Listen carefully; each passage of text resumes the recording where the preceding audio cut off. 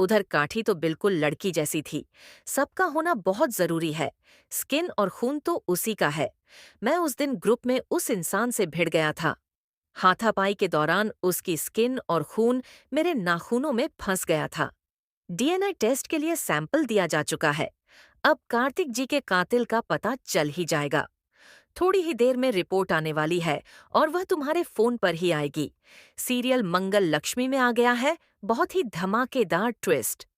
जी हाँ, आने वाले एपिसोड में आप देखने वाले हैं कि अब बरखा का सच सबके सामने आ चुका है और वह गिरफ्तार हो गई है। इसके बाद कहानी में एक बहुत ही इंटरेस्टिंग मोड़ आने वाला है, क्योंकि अब लक्ष्मी और करण एक होने वाले हैं। करण लक्ष्मी के सामने अपने प्यार का इजहार करने वाला है। लेकिन यह सब हुआ कैसे? चलिए बताते हैं। अगर आपने अभी तक हमारे चैनल को सब्सक्राइब नहीं किया है तो जल्दी से कर लीजिए। आने वाले ट्विस्ट में आप देखेंगे कि एक तरफ लक्ष्मी बार बार कोशिश करती है कि वह यह साबित कर सके कि यह सब करण ने ही किया है, लेकिन करण अपने आप को बेगुनाह साबित कर देता है और सीसीटीवी फुटेज दिखाता है जिसमें वह वही समय दिखाता है जिस समय कार्तिक के साथ हादसा हुआ था। यह देखकर लक्ष्मी को यकीन हो जाता है कि करण ने यह सब नहीं किया, बल्कि कोई और इसका जिम्मेदार है। इसके बाद वह बाबा जी बनकर सबको बताती है कि जिस लड़की की बात हो रही है, उसकी बॉडी को अभी तक अंतिम विदाई नहीं मिली है, यानी उसका दाह संस्कार नहीं हुआ है। इसी वजह से वह आत्मा इस घर में भटक रही है।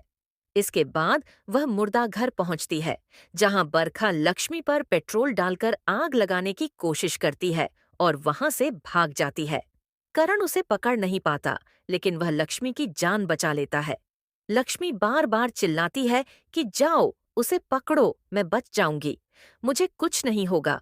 लेकिन करण लक्ष्मी की हालत देखकर घबरा जाता है और पहले उसकी जान बचाता है। इसके बाद लक्ष्मी के नाखूनों में फंसा खून और स्किन डीएनए टेस्ट के लिए जाती है। रिपोर्ट करण के फोन पर आती है और वह किसी और की नहीं, बल्कि बरखा की होती है।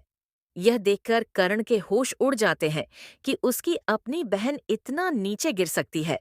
वह खुद अपनी बहन को जेल भिजवाने की ठान लेता है और उसका सच सबके सामने लाने का फैसला करता है।